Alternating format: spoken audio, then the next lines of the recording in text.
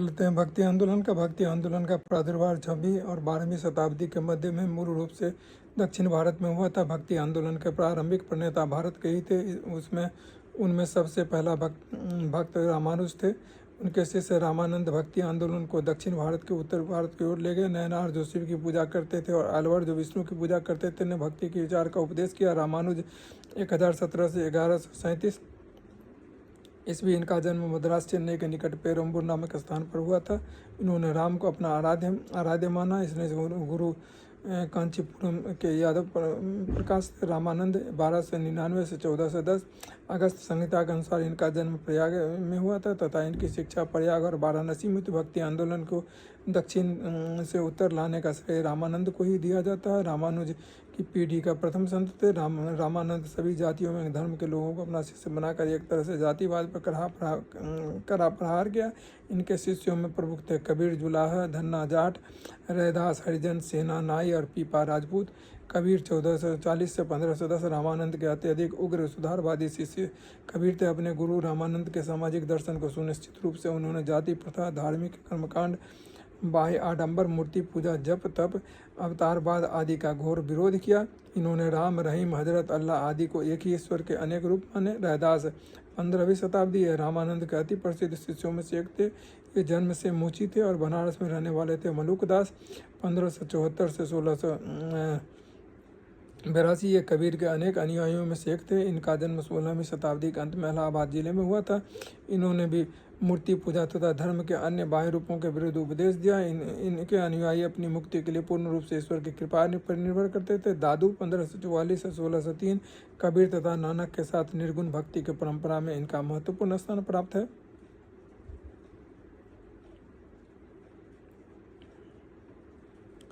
इनका जन्म अहमदाबाद में ब्राह्मण परिवार में हुआ था तथा इनकी मृत्यु राजस्थान के नराना और नारायण गांव में हुई थी, जहां अब इनकी अनुयायी का प्रमुख केंद्र गुरु नानक 1469 से 1538। इनका जन्म तलवंडी ननकाना पंजाब में एक खत्री परिवार में हुआ था।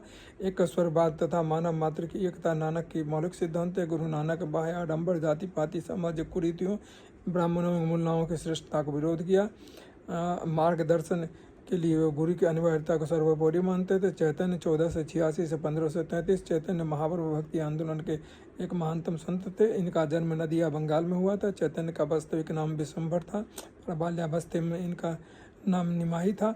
शिक्षा के पूर्ण होने के उपरांत इन्होंने विद्यासागर की उपाधि प्रदान की गई। चैतन्य के बंगाल में आधुनिक वैष्णववाद एवं गौरीय वैष्णव धर्म कहा जाता है का संस्थापक बनाया। मीराबाई 1498 से 1546 मीराबाई 16वीं शताब्दी के भारत की एक महान महिला संत थी।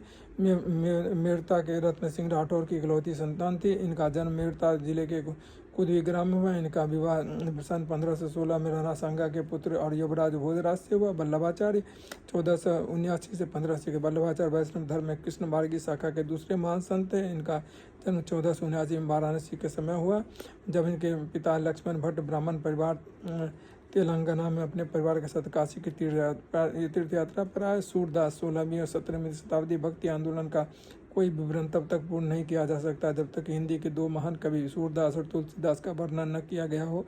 सूरदास भगवान कृष्ण और राधा के भक्त थे। उन्होंने ब्रजभाषा में 3 ग्रंथ सुरसारावली, सुरसागर और साहित्य लहरी की रचना की। तुलसीदास 1532 से 1623। इनका जन्म बांदा जिले के राजापुर नामक ग्राम में हुआ था। ये अकबर के समकालीन थे। तुलसीदास राम के भक्त थे। सन 1574-75 में उन्होंने रामचरितमानस की रचना की। इसके अलावा गीतावली, कवितावली, विनय पत्रिका, बरवे, रामायण आदि ग्रंथों की रचना की। शंकराचार्य द्वारा स्थापित मठ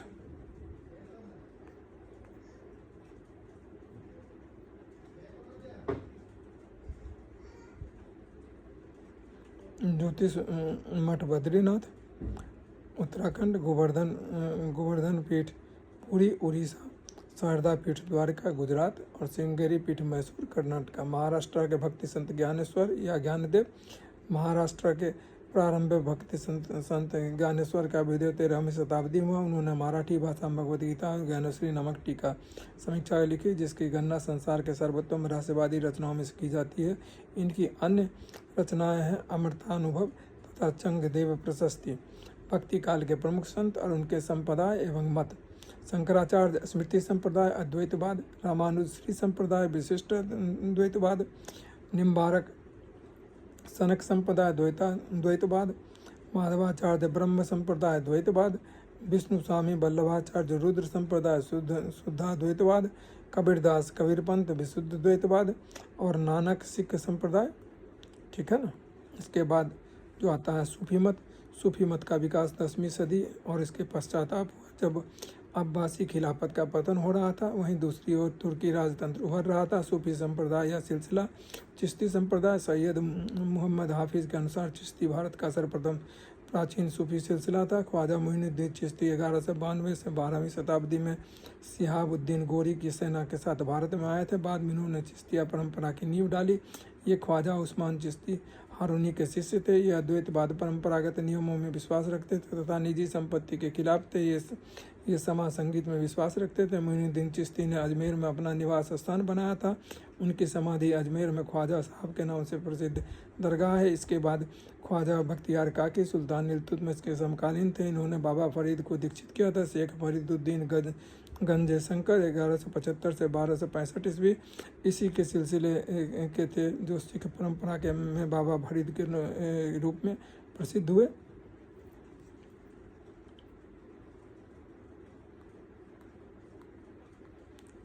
उसके बाद नामदेव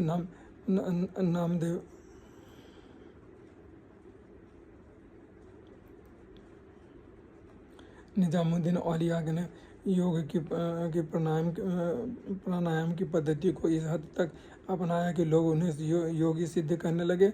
सुहारवादी सिलसिला। इसके संस्थापक शिहाबुद्दीन सुहारवादी थे। भारत में सुहारवादी सिलसिले को मजबूत एवं लोकप्रिय बनाने का मुख्य श्रेय उनके शिष्य बहाउद्दीन जकारिया एवं जलालुद्दीन तबरीज थे। कादरी सिलसिला यह इस्लाम में प्रथम रहस्यवादी पंथ था। इसके संस्थापक शेख अब्दुल कादिर जिलानी ने की थी। शाहजहां के ज्येष्ठ पुत्र दारा सिकोह इसी सिलसिले का अनुयायी था। सत्तारी सिलसिला की स्थापना शाह अब्दुल ने की थी। इस सिलसिले का सबसे प्रसिद्ध संत मोहम्मद गौस था। नक्शबंदी सिलसिला अकबर के शासनकाल में 6 प्रमुख सिलसिला में यह अंतिम सिलसिला था जिसकी स्थापना ख्वाजा वकीउल्लाह ने की थी। इस सिलसिला के प्रसिद्ध संत शेख अहमद सरहिंदी थे। सरहिंदी ने कहा मनुष्य और परमात्मा का संबंध दास और मालिक का संबंध है। इसके बाद जो है सो विजयनगर साम्राज्य। संगम में 5 पुत्रों में से 2 पुत्र हरिहर प्रथम और बुक्का ने विजयनगर साम्राज्य की स्थापना की। सन 1336 में स्थापित इस साम्राज्य के प्रथम वंश का नाम पिता के नाम पर संगम वंश पड़ा। इस साम्राज्य में 4 वंशों के लगभग 300 वर्षों तक का शासन है। संगम वंश 1336 से 1485, हरिहर प्रथम 1336 से 1356। यह विजयनगर साम्राज्य का संस्थापक और पहला शासक था। इसने पहले अनेगोंडी तथा विजयनगर को अपनी राजधानी बनी। बुक्का प्रथम 1356 से 1377। हरिहर का उत्तराधिकारी उसका भाई बुक्का प्रथम हुआ। यह सन 1346 ईस्वी से ही संयुक्त शासक के रूप में शासन कर रहा था। सन 1377 ईस्वी में बुक्का प्रथम ने मदुरै के अस्तित्व को मिटाकर विजयनगर साम्राज्य में मिला लिया। अब विजयनगर साम्राज्य का विस्तार पूरे दक्षिण भारत तक हो गया। इसमें तमिल एवं चेर केरल के प्रदेश सम्मिलित थे। हरिहर द्वितीय 1377 से 1404। बुक्का प्रथम के बाद उसका पुत्र हरिहर द्वितीय शासक बना। उसने महाराजा धीराज की उपाधि धारण की। रायचूर दुआब को लेकर उसका बहमनी राज से झगड़ा हुआ लेकिन उसने फिरोज शाही बहमनी को पराजित कर दिया। देवराय प्रथम 1406 से 1422 संगम वंश के महान शासकों में से एक। अपने राज्यारोहण के तुरंत बाद उसने फिरोज शाह बहमनी के आक्रमण का सामना करना पड़ा। 1406 में बहमनी शासक फिरोज शाह ने विजयनगर आक्रमण कर बांकापुर दुर्ग को घेर लिया। उसी समय फिरोज और देवराज के बीच सोनार की बेटी नामक युद्ध हुआ। देवराज द्वितीय इस वंश का महानतम शासक माना जाता है। देवराज द्वितीय के अभिलेख संपूर्ण विजयनगर साम्राज्य में प्राप्त हुए और इसका शासनकाल साम्राज्य के वैभव एवं समृद्धि के पराकाष्ठा का सूचक है। सालूब वंश। सालूब नरसिंह संगम वंश के अंतिम दिनों में चंद्रगिरी का नायक था। विजयनगर में व्याप्त अराजकता की स्थिति को देखकर नरसिंह सालूब ने 1485 में राज सिंहासन पर अधिकार कर लिया।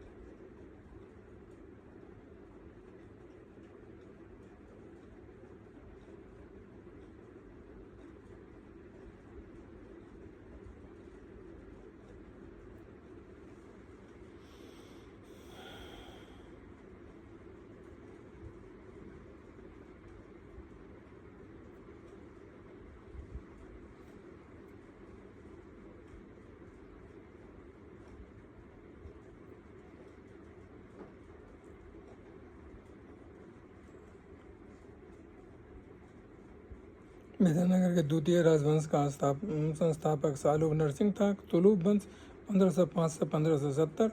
वीर नरसिंह के इस दुष्कृत्य के विरुद्ध विजयनगर साम्राज्य में उसके विरुद्ध व्यापक रूप से विक्षोभ और विरोध व्यक्त किया गया। वीर नरसिंह अपने शासन के 4 वर्षों में आंतरिक विद्रोह एवं बाह्य आक्रमणों का मुकाबला करता रहा। सन 1509 में उसकी मृत्यु के बाद उसका अनुज कृष्णदेव राय सिंहासन पर बैठा। कृष्णदेव राय 1509 से 1529। सबसे पहले उसने विद्रोही सामंतों का दमन किया। उसके बाद उसने 1513 में गजपति शासक से उदयगिरी जीता और सबसे महत्वपूर्ण बीजापुर को पराजित करके संपूर्ण रायचूर दुआ पर अधिकार कर लिया। कृष्णदेव राय ने बीदार और गुलबर्ग पर आक्रमण कर बहमनी सुल्तान महमूद शाह को कासिम बरीद की कैद से छुड़ाकर बीदर की राजगद्दी पर पुनः बैठा दिया। वह महत्वपूर्ण कार्य कृष्णदेव राय ने यवन राज्य स्थापनाचार्य की उपाधि धारण की। कृष्णदेव राय केवल एक महान सेना नायक एवं विजेता ही नहीं था, अपितु एक महान प्रशासक भी था। उन्होंने अपने प्रसिद्ध तेलुगु ग्रंथ आमुक्त माल्यदा अपने राजनीतिक विचारों और प्रशासकीय नीतियों का वर्णन किया। राजधानी विजयनगर के निकट नागालापुर नामक नगर की स्थापना की। पुर्तगाली यात्री डोमिगो पायस इन्हीं के शासनकाल में विजयनगर आया था। महान विद्वान और विद्वानों को संरक्षण देने के कारण कृष्णदेव राय को अभिनत भोज, आंध्र भोज आदि कहा जाता है। इनके दरबार में तेलुगु का 8 महान विद्वान सुशोभित थे। इन्हें अष्ट दिग्गज कहा जाता था। इनमें पेडनान प्रमुख थे। अल्लाह सानीन पेडनान मनोचरित संभव हरिकथा सार, नंदी तिम्मन परिजात हरण भट्ट मूर्ति, नरस भूपालिमनी धुर्जटी, कलहस्ती महात्म, मध्यगिरी मल्लन, राजशेखर चरित, अच्चलु राज रामचंद्र सकल कथा सार संग्रह, रामिद्यम, पिंगली सुरन, राघव पांड्य, तेनाली राम, पांडुरंग महात्म। उसके बाद 1529 ईस्वी से 1542 में कृष्णदेव राय ने अपने 1529 ईस्वी में अपने मृत्यु के से पूर्व अपने चचेरे भाई अच्युत राय को अपना उत्तराधिकारी घोषित किया। कृष्णदेव राय का पुत्र मात्र 1.5 वर्ष का था। सदाशिव राव 1542 से 1570 विजयनगर साम्राज्य का नाम मात्र का शासक था, जबकि वास्तविक शक्ति राम राय के हाथों में थी। संस्थापक हरिहर एवं बुक्का। राजवंश संगम। शासनकाल 1336 से 1485। नरसिंह सालूब वंश 1485 से 1505। वीर नरसिंह तुलूब वंश 1505 से 1570 और तिरुमल आर्य बिडु वंश 1570 से 1650। राक्षसी तंगडी का युद्ध 23 जनवरी 1565 को विजयनगर साम्राज्य की बढ़ती हुई शक्ति से दक्षिण सल्तनत इतनी आशंकित हो गई कि उन्होंने अपने पुराने मतभेदों को भुलाकर आपस में संगठित होने का संकल्प किया। इस युद्ध के दौरान विजयनगर साम्राज्य का शासक सदाशिव था। दक्कनी मुसलमानों ने राज्यों ने एक सैनिक महासंघ का गठन किया। विजयनगर साम्राज्य विरोधी इस महासंघ में अहमदनगर, बीजापुर, गोलकुंडा और बीदर शामिल थे। गोलकुंडा और बरार के बीच आपसी शत्रुता के कारण बरार इसमें शामिल नहीं हुआ। युद्ध की शुरुआती विजयनगर के सुल्तान अली आदिल शाह ने विजयनगर से रायचूर, मुदगल, अदीनी और किलों की वापसी की मांग के द्वारा की, जिसको राम राय ने ठुकरा दिया। 23 जनवरी 1565 ईस्वी में संयुक्त सेनाओं ने राक्षसी तांगड़ी के युद्ध में विजयनगर की सेना को बुरी तरह पराजित किया। 70 वर्षीय राम राय वीरतापूर्वक लड़ता रहा, किंतु उसे घेर कर मार डाला गया। राक्षसी तांगड़ी युद्ध को तालीकोटा का तथा क्रस्त के युद्ध के नाम से भी जाने जाता है। आर्यडु वंश तालीकोटा युद्ध के बाद तिरुमल सदाशिव को लेकर पेनुकोंडा चला गया और वहीं राजधानी बनाकर शासन करने लगा। सन 1570 में उसने तुलूब वंश के अंतिम शासक सदाशिव को अपदस्थ कर आर्यडु वंश की स्थापना की। विदेशी यात्रियों का विजयनगर में आगमन। यात्री निकोली डी कॉन्टी। देश इताबली। शासक देवराय प्रथम। समय 1420। अब्दुल रजाक फारसी। देवराय द्वितीय 1483। डोमिगो पायस पुर्तगाली। कृष्णदेव राय 1520-1522।